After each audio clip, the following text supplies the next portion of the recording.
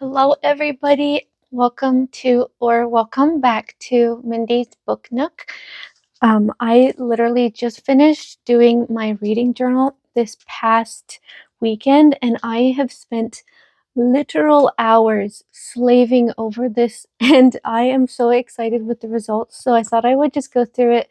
I did a whole 2025 recap because I literally just started doing this in September, and it was just September, October, November TBR that I did. And so I have the whole 2025 year that I recapped with some pages of my top favorite books from that year. And I also prepared for 2026 with a couple of extra pages.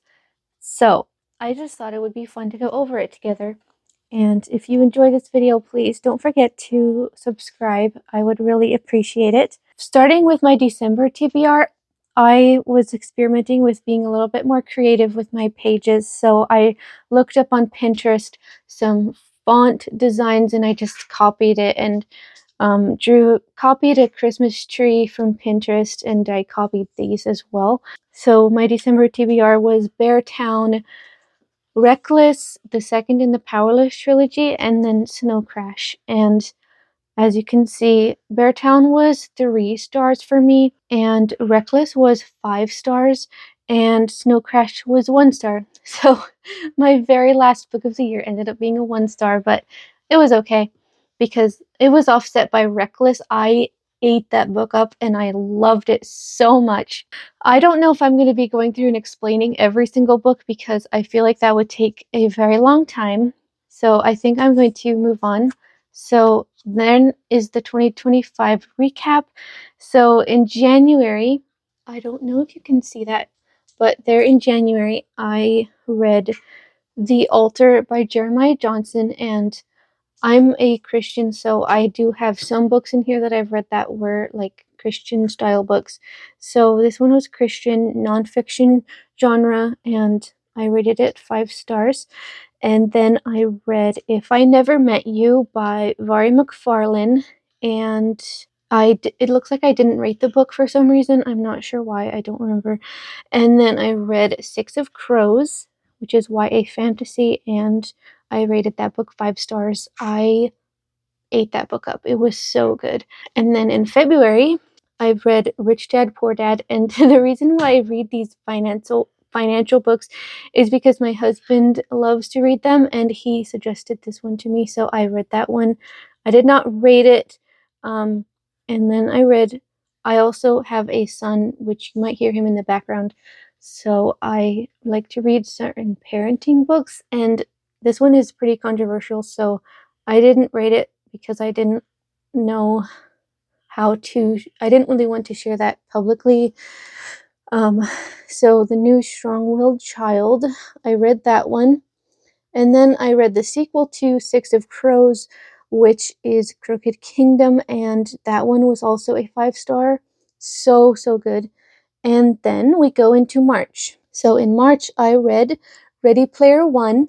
That book is also very good. I had watched the movie with my husband a while ago, and I found out it was a book, and I was like, wait, I have to read that. And so I read it, and I gave it 5 stars. And then I read Illuminae, which is sci-fi, and I rated it 4 stars.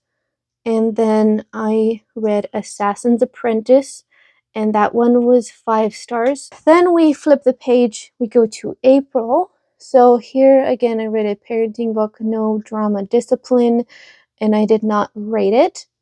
Then I read Hello Beautiful, and that book I rated 2 stars. It just was not my favorite read. Then I read Kisses and Croissants, and that book, as you can see, I rated it 3 stars. And then I read Dreaming with God by Bill Johnson, and that book I rated 5 stars. I literally still think about this book to this day, and if you are a believer, I highly recommend reading it. It's literally so, so good. And then we head on down into May. I read The Spectacular, and I rated it 4 stars. This was historical fiction, and I remember actually being surprised by how much I enjoyed the book. And it's funny because I don't really remember too much of what happened. Like, I kind of have to think about what happened to remember it. But I just really enjoyed it. I had a good time reading it. So I liked that book. Then I read Dangerous Prayers by Craig Groeschel, I believe. I'm not sure how you say his name. I remember being a little disappointed with that book. I rated it 3 stars. It was just not quite what I expected. And then I read The Way of Kings by Brandon Sanderson. And if you have never read this book, please do me a favor and read this book. It's quite a commitment. It's over 1,000 pages. It's a huge commitment, but I rated it literally 6 stars. That book literally changed my life, and I keep thinking about it, and I am going to be reading the sequel to that book in a few weeks because I have to read it. And I can't believe it's been since May and I have not read the second book. I can't believe I haven't read it yet. Please read this book. If you are into fantasy, or maybe even if you're not into fantasy, just read it. It's so good. Then we go on into June. I read Buy Back Your Time, which is another one of those financial books that my husband recommended, and it was very good. And then I did not read it. And then I read The Storied Life of A.J. Fikry. I had higher expectations for this book going into it, and I remember it being pretty sad. It is contemporary fiction, but I rated it 3 stars because I just could not relate to the characters very much. It wasn't my favorite read. I did enjoy certain aspects of it. The emotional roller coaster was good, but it just wasn't my favorite. And then we read Passionista, which is a book for married women, and I rated it 4 stars. Then we go on into July, and I read Same Time Next Summer, and it's a contemporary romance. I rated it 3 stars. My husband and I love to watch Friends, and we were very sad when a few years ago Matthew Perry passed away. And I have always wanted to read his biography, and so I did that. And it literally makes me feel sad just thinking about this book. It was so, so sad, especially knowing the details of his death. So then I read a novel love story. It is a contemporary romance, and I rated that one 3 stars. I believe in 2024 I read the book written by this same author, which was The 7-Year Slip, and I actually really enjoyed that book. I think it was a 4 star for me. So I was expecting something better from this book, but it just was not my favorite. Well, it looks like in July I read more books than I usually do. Then we move on to Percy Jackson and the Olympians. This was the first book in this series, and I rated it 4 stars. I loved the story. It was very well done, but I remember the reason why it wasn't a 5 star for me was because it was for a younger audience. And since I'm 27, I just felt a little bit removed from the characters because of that. But other than that, it was very, very well done, and I really, really liked it. And then we read The Love of My Afterlife, and that is a rom com, and I rated it 3 stars. It just was not my favorite read. And then I read The Fourth Turning, which is kind of another nonfiction slash self help kind of vibe, and I rated it 4 stars. Then we turn over to August. I read A Man Called Ove. I really don't know how you pronounce that, but that one is by Frederick Bachman, contemporary fiction. I kind of went into a bit of a slump after this, so then I read Daisy Jones and the Six, and that one is historical fiction, and I could not connect to the characters at all. Like, I just felt very disconnected from the characters, and I just did not enjoy reading this book, so I gave it 2 stars. And then, uh, please don't read this book. I mean, of course, you can read whatever you want to read, but I don't recommend this book, The Husbands. And it's magical realism where this character has a problem of her attic produces a new husband every time she she sends one up into the attic and a new one comes down, and so you can literally just trade out your husbands over and over again. I felt like I enjoyed the first like 20% of it, and then it just went into chaos, and then it went into worse chaos, and by the end of it I was so over it. Like, the ending I can't say because spoilers obviously, but the character development was not well done in my opinion, and I just did not like it. I went into an even deeper slump, and maybe this was a bad time for me to pick up this book. And this was also my first dark academia book. I read The Secret History, and this book is highly rated. People love this book. But this was my first one-star book that I have ever had. I just did not like it. In fact, I should have DNF'd it. You find out the whole happening of the book in like the prologue. You find out literally everything. And I was just like so freaking bored. So bored. And I should have DNF'd it. We went into September, and this book, oh, I'm so excited about this book because my sister-in-law actually wrote it. And after this whole month of reading books that I did not love, going into this book was such a breath of fresh air because it was well done. It was such good characters. I could relate to the characters. Their emotions were so well done. Their relationships and the conflict and just everything was very well done.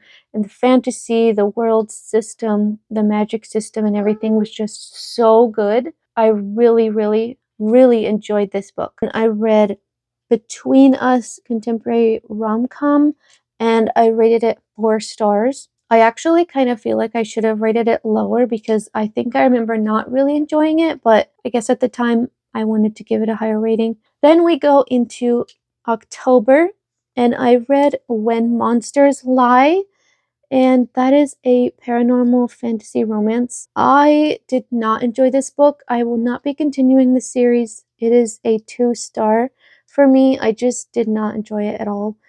And then, oh my word, I borrowed Powerless from the Libby app, and I fell in love with this whole series, and I rated it 5 stars. So, so good. I highly recommend you reading this book.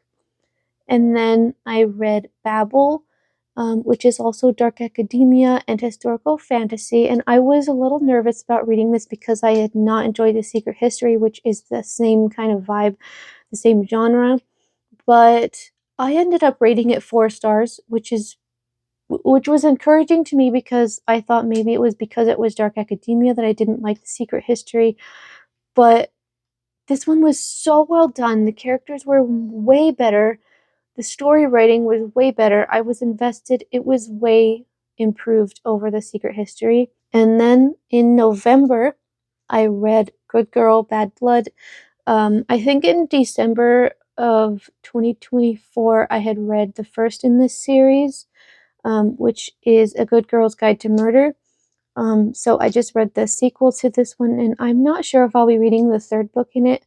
Probably not, because I'm not really a thriller fan. So I didn't even rate it because for me, thrillers just aren't my favorite vibe. So moving on, then I read Set for Life, another book that my husband recommended, and I gave that one 5 stars. Another one of those financial books. So I do recommend that book. Then I read The Unmaking of June Farrow, and I gave that one 4 stars. It was well done. I enjoyed it. It was a solid read. Then I read Love Interest by Claire Gilmore, contemporary romance, and I gave that one 2 stars because even though the story was well done, I just couldn't really relate to the characters very well. So it was a 2-star for me. And then I read The Rose Code by Kate Quinn, and that was historical fiction, and I gave it 4.5 stars. I highly recommend this book. It was very, very good. The only reason why it wasn't a 5-star is because I was slightly disappointed by the ending. It just was a little bit disappointing to me. A little recap of December. Once again, Beartown, Reckless, the second in the Powerless trilogy, and then Snow Crash. We already talked a little bit about that. So I'm going to move on to my 5 stars of 2025. The Altar by Jeremiah Johnson was a 5-star. Six of Crows and Crooked Kingdom. Ready Player One, Assassin's Apprentice, Dreaming with God, The Way of Kings, Pure Blood Assassin, Powerless, Set for Life, and Reckless. So those were all of my 5 stars of the year. And then this is my The Way of Kings page. Unfortunately, this one wrinkled just a little bit, but I just have, this is Shalom, I believe is her name, when she gets to that, I can't remember the name of the city, but she gets to this city and fighting a chasm fiend. I believe that's how you say it. Just some little graphics here. And if you have read this book, then you will understand the significance of these. But if you haven't, just read the book. And then we have Powerless. Yay! We've got some vibes going on. I really, really love this page. It's very pretty. Quotes. This one says, "Oh, darling, as long as you still think I'm pretty, I don't give a damn what I look like." I just so love this book. So now let's go over to Reckless. This is the Reckless page. I had so much fun putting these together, and I just downloaded these things from Pinterest, printed them off, and glued them in the book. And then this is blank for the Fearless book when I finish, which I am currently reading. Then I moved on into my 2026 vibes here. So 2026 reading goal is 50 books. I actually read 42 books in 2025, so that'll be fun to see if I can beat 2025. So now this is my series tracker. So now this is Ready Player One. I bought Ready Player Two not too long ago, so I have the second one now. Illuminate, which I think is a duology. Then there's Assassin's Apprentice, and I'm going to be reading the second book in this series this month, actually. And then we have The Way of Kings, which I'm planning on reading the second book in a few weeks. Then we have Percy Jackson and the Olympians. And I do have the following 2 books, I believe, but I'm not sure when I'll be getting to those. Then we've got the Powerless and Reckless books, and I have the Fearless cover here for when I finish that book. And then I wanted to do a page for a book of the month for each month in 2026. So we'll see what my winner is for this month, which I'm expecting to be Fearless, but I guess we'll see. And then we finally have my January TBR. So Fearless, and then Frederick Bachman, My Friends, and Beneath a Scarlet Sky, and Royal Assassin. So that concludes my reading journal recap. Maybe I could go over my Goodreads recap real quick. In 2025, I read 42 books. I read 16,599 pages. The shortest book was The Altar by Jeremiah Johnson, which was 113 pages. The longest book was Brandon Sanderson, The Way of Kings, 1,007 pages. Average book length in 2025, 395 pages. My average rating was 3.7 stars. So thank you for watching my little recap, and I will see you guys in my next video. Bye.